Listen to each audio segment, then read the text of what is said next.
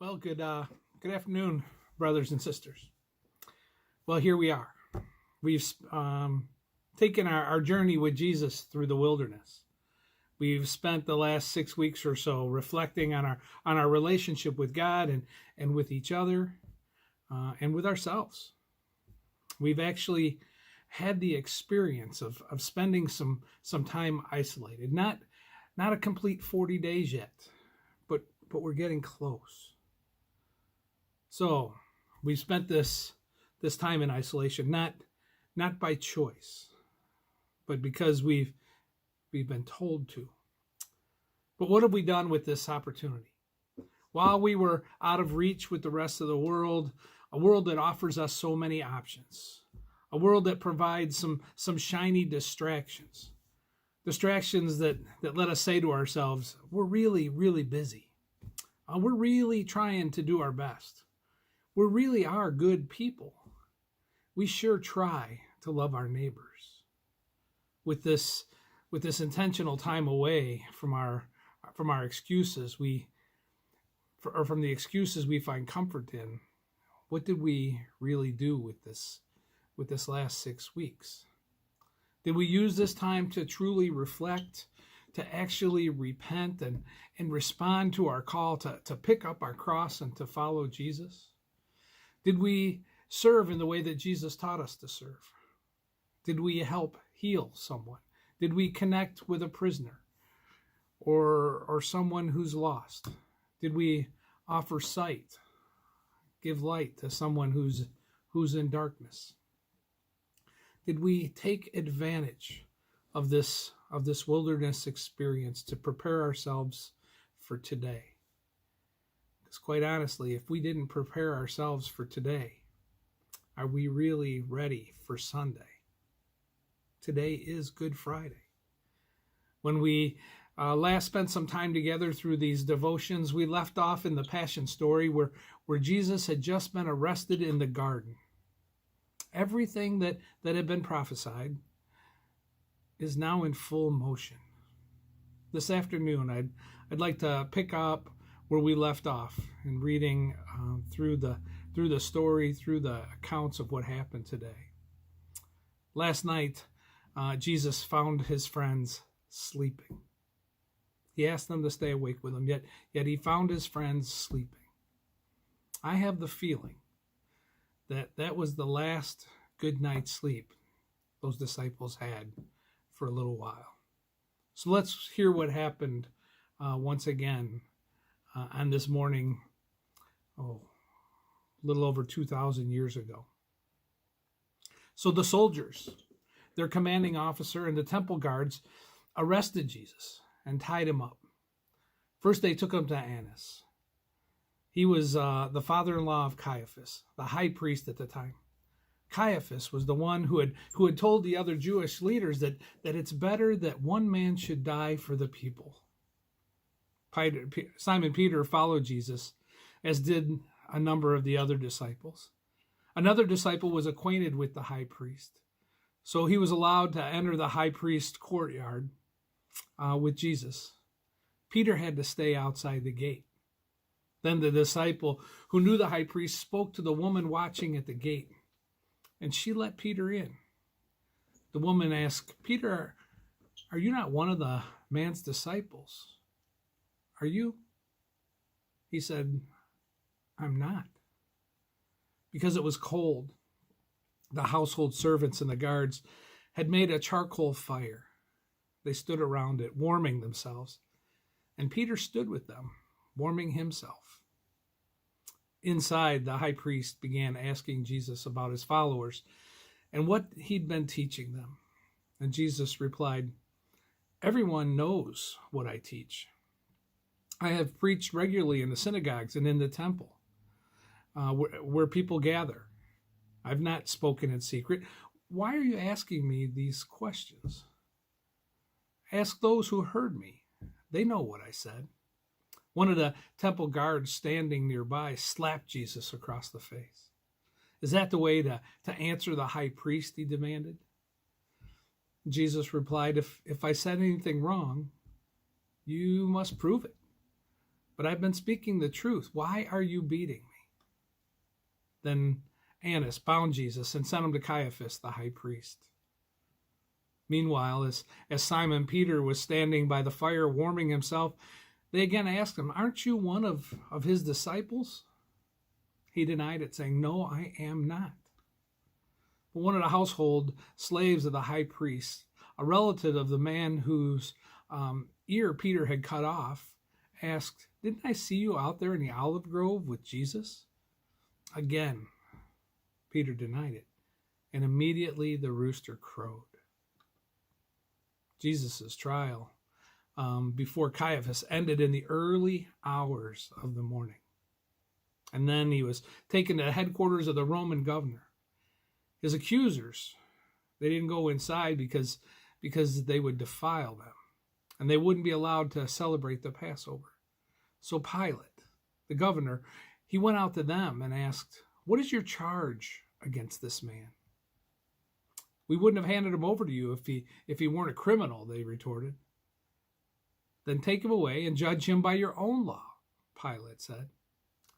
"Only the Romans are permitted to execute someone," the Jewish leaders replied. This fulfilled Jesus' predictions about the way he would die. Then Pilate went back into his headquarters and called for Jesus to be brought to him. "Are you the king of the Jews?" he asked.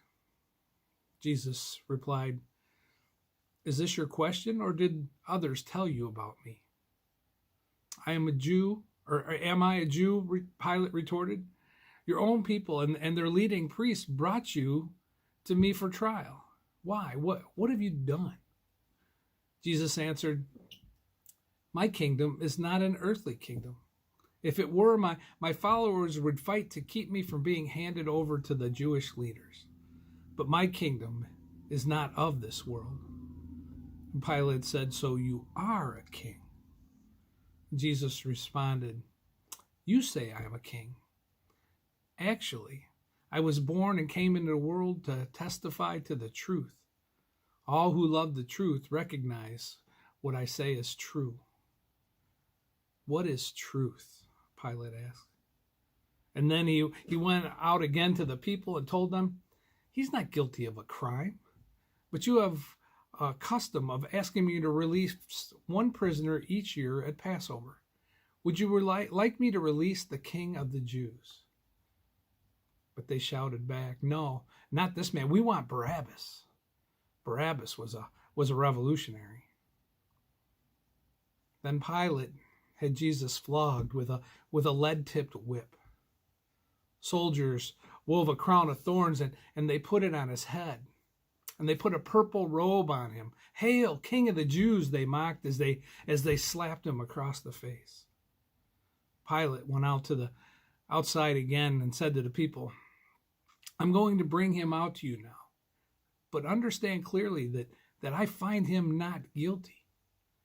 Then Jesus came out wearing a crown of thorns and the purple robe, and Pilate said, "Look, here is the man."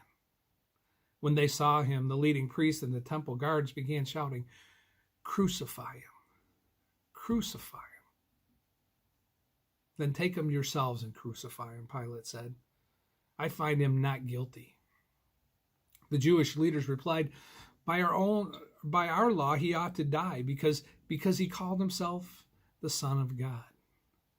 When Pilate heard this, he was more frightened than ever. He took Jesus back into the headquarters and asked him again, "Where are you from?" But Jesus gave no answer. "Why don't you talk to me?" Pilate demanded. "Don't you realize that I have the power to release you or crucify you?" Jesus said, "You would have no power at all over me unless it was given to you from above. So the one who handed me over to you has the greater sin." Then Pilate tried to release him, but the Jewish leaders shouted, "If you release this man, you are no friend of Caesar.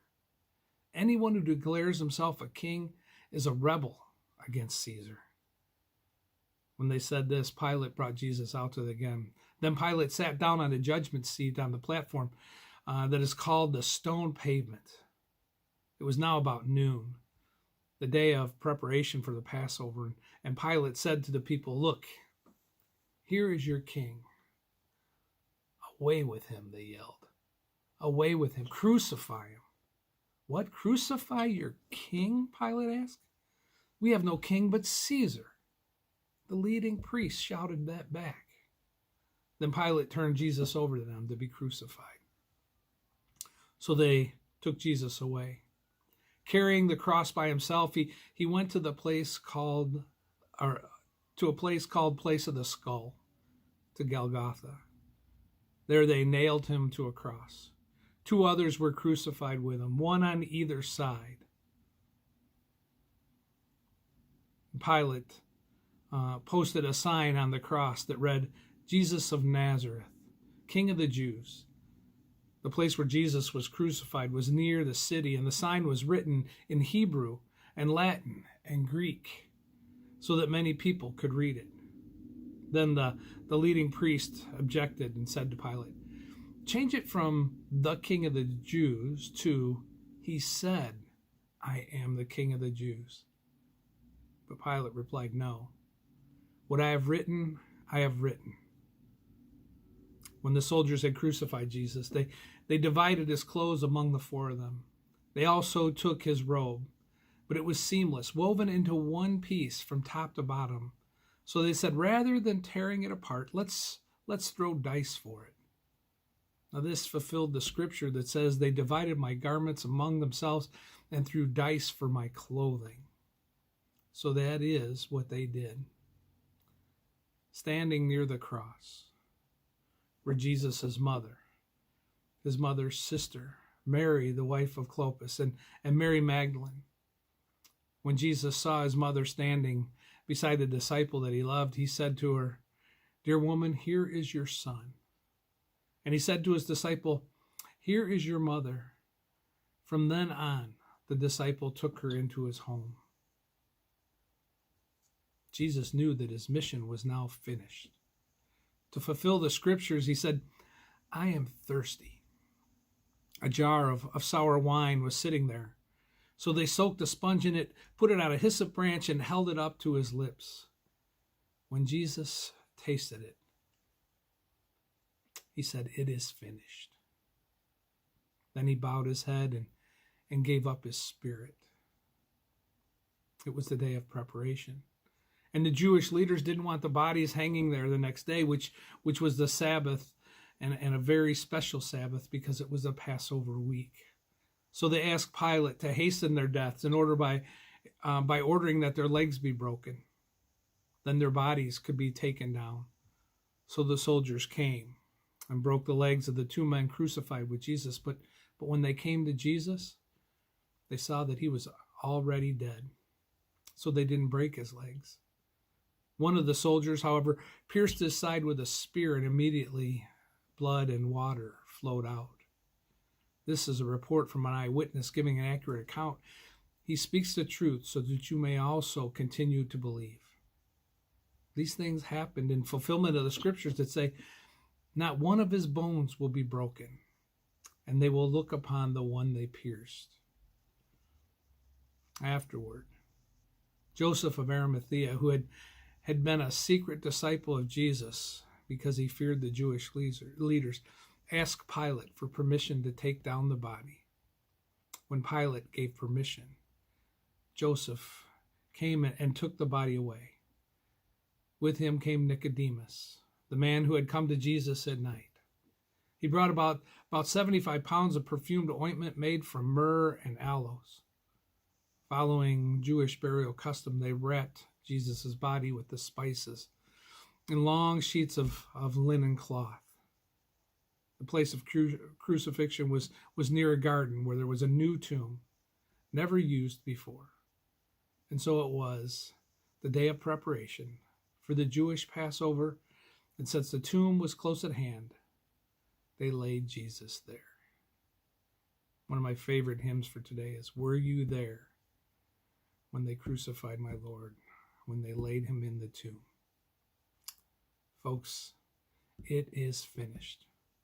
The curtain has been torn in two. We have free access. It is finished. Our debt is paid in full. Our slavery to sin and death is done. Our Savior's mission to redeem us is accomplished. The work of the cross is complete. To God be the glory. Amen.